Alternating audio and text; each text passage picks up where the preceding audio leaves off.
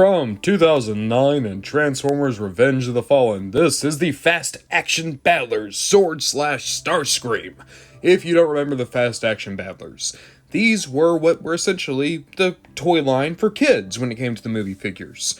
The Revenge of the Fallen guys, in particular, were so advanced with their transformations, so difficult to convert, that they had to make this whole separate alternative price point for kids.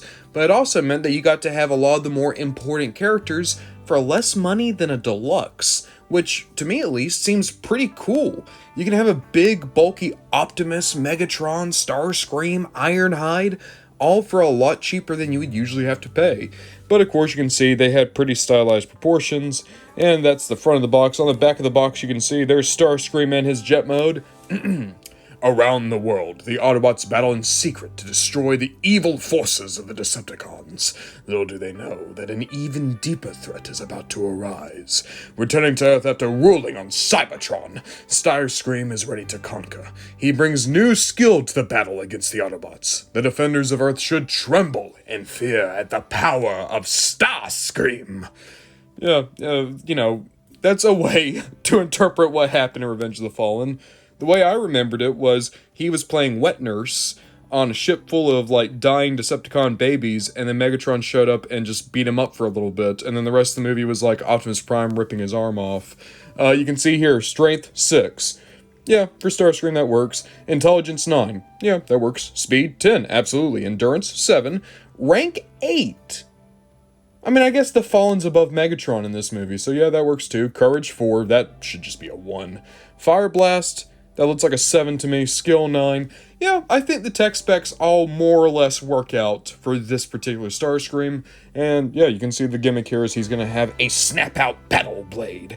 And just look at all these cool little things below here. I mean, just so many great family-friendly companies. Hasbro, the toy company that defined generations. DreamWorks Pictures, the studio that proved that more than just Disney can exist. Paramount, I mean, without them, you wouldn't even have the Transformers movies. And of course, Lockheed Martin. Yay! Mudflap, Sideswipe, Ironhide, and Transformers Collectors Club. I'm not gonna lie, after looking at Lockheed Martin, I'm kind of... I need a minute. Look, I'm glad that we got this officially licensed Lockheed Martin toy. Let's just get him out of the box. I'm gonna lose it in this review. I got Starscream out of the box, but before we get into him, it had a toy brochure in it.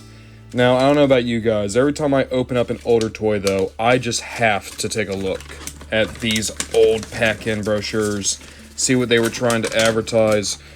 Oh, there's a lot of good stuff here. Let's see here. You got the Human Alliance Sideswipe and the Human Alliance Bumblebee. Human Alliance Bumblebee is probably one of the best Transformer toys of all time. That's just amazing.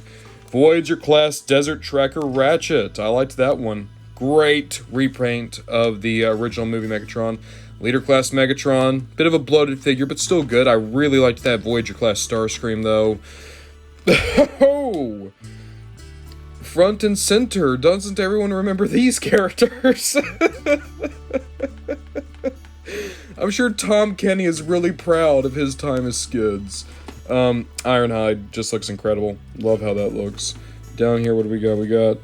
We got apparel and accessories. I see an Optimus Prime t-shirt and a book bag, a Bumblebee skateboard, a laptop. It says laptop. That is not a laptop. That's a thing you give to a 3-year-old and tell them it's a laptop. The Generation 1 DVD set. I got that one. I liked that one. Oh, play the Transformers video game on all platforms. Rating pending. So this is before the Revenge of the Fallen game came out. And then you have a couple of books. And then what about on the back? Oh! The original Devastator toy. You know, I wanted that for Christmas that year. Didn't get him, but I remember, I literally had daydreams of getting the animated Dinobots and having them fight this Devastator. Now, that's funny. Some of my most, treasured memories of toys weren't toys I got. It was toys I daydreamed of getting. And then, of course, you get the Leader Class Optimus and the Leader Class Jetfire, and you get Power Up Optimus. That Leader Class Optimus is still just an absolutely incredible figure. Then you have the RPMs! I loved the RPMs. They were great. Megatron I had Bumblebee, I had Optimus. I'm pretty sure I also had Mudflap and Skids. Those might have been the only Mudflap and Skids I had. And then you have the big Devastator playset. I think you had to, like, melt in for that, though. And then you have, like, the Bumblebee roleplay stuff. Man! This isn't as nostalgic for me as going through that 2007 toy brochure with Cliffjumper, but, like, there's still so many things here that I remembered wanting, and then I remembered playing with. I want to get that Devastator still. I'm sure it's a terrible toy, but I would love to mess around with it. But yeah, that was that was for me. Okay, the reviews I put out because sometimes I think people will find them interesting, but things like that going through the toy brochure, that's for Ron Bondajon. That's for Ron Bondajon and their mental health. Okay, let's look at Starscream now. Well, Starscream is a simple toy and a simple boy. He's not going to really blow you away with any of his features.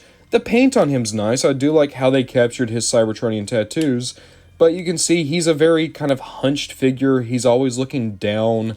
He doesn't have much articulation either. You can take his arms and they can go out like this, except for this one. This one's a gimmick arm, so it just slides right up and you have the battle blades out. Dupe, let me try to fold the battle blades back in. And then down here in the legs, you have ball joints, and then you have single-jointed digigrade legs, so you always have the chicken legs going on Starscream. You can't make him much taller, you can't pose him much. Listen, when it comes to the Fast Action Battlers, there were some legitimately great ones. Megatron, Ironhide, Long Haul, Sideswipe, they were all very good. Starscream probably wasn't among them. It's still cool. It's cool to have this design in this very kind of messed up form, but let's be honest, this was very much made to give to a younger Transformers fan, and then for the older ones, you'd get the Voyager Starscream, the proper Starscream. But there's still a lot of stuff to like here. Oh, look at this gimmick. Come on. Go gimmick. Yay! The blade didn't come out, but yay! Pretend that worked on the first go. Like, there's stuff I still enjoy about this, the same way I enjoy things like one-step changers or animated activators. I don't know. It's not a great Starscream, at least in robot mode. Why don't we try out jet mode? Alright, listen up, kiddies. This isn't your mama's Transformer, okay? This is gonna be a pretty intense transformation, okay? I'm gonna take you through it step by step. Just make sure you follow me, okay? Because I'm not repeating myself. First thing you do is you gotta grab the cockpit like so, and then you just pull. You pull, and boom. It all just kind of automorphs together. I know, real complicated here. And now what you're gonna do is get under here. You see these legs? Boom. We're just gonna fold them around and under, like that. What did I say? What an intense transformation. For more great Transformer tutorials, stick with Ron Bondajon. The one Transformers channel that usually cuts out the transformations. Look, I know it would be easy to make fun of this jet, but I actually want to take a moment and praise it. I mean, yeah, it's a very chunky jet. It almost looks more like a sky dolphin, but I really like it. It's a good, chibified version of this F-22 Raptor, and there's good decisions made here. Like, you have these wheels on the thighs, so you can still have working landing gear for the jet. Oop, here we go. Let me, come on, pop back into place. Trying to praise you, Starscream. There you go. You also have things like, look underneath the hands of Starscream, where they sculpted in missiles. You wouldn't be able to notice that in robot mode, but in jet mode, it helps better hide the fact that those are his arms. The design team made a lot of decisions here intentionally to try to make the jet mode work better. And I think it deserves praise for that. I mean, sure, it'd be funny to just be like, wow, it's not much compared to the Hunt for the Decepticons leader class Starscream. But it's a one-step changer meant for kids. And there's still so much well-done engineering. As an adult collector, I'm impressed more by the Automorph. And here, to get it back, right? Oh, by the way, first of all, Gerwalk mode. I think it's the only movie Starscream that can do a Gerwalk, and it's amazing. I might actually put him on my shelf like this. I adore that. But now let's actually get him properly transformed. You fold the legs out, and then you kind of just try to grab a finger here in the head, and then boom, fold him back, and we have Starscream back together. Yay! It's my boy again. I poked a lot of fun at Starscream in this review, but I want you to know it comes from a place of love. I love the Fast Action Battlers. I like everything they did. I like their mission statement. I like their execution. I think that they were an important alternative during the days of Revenge of the Fallen and Dark of the Moon. You gotta remember, as much as we might like those old movie toys, they were nightmares. Kids wouldn't have dug them as much, but as a kid myself, I liked the Fast Action Battlers. They gave me the characters I wanted, and it wasn't hard to transform them. In that way, I think they deserve a lot more praise than they often get. And Starscream here? I mean, look at that face. Doesn't that face just scream friend? What I'm saying is, it might be easy to call this Starscream a nerd, but he's invited to the barbecue any day of the week, at least in my house.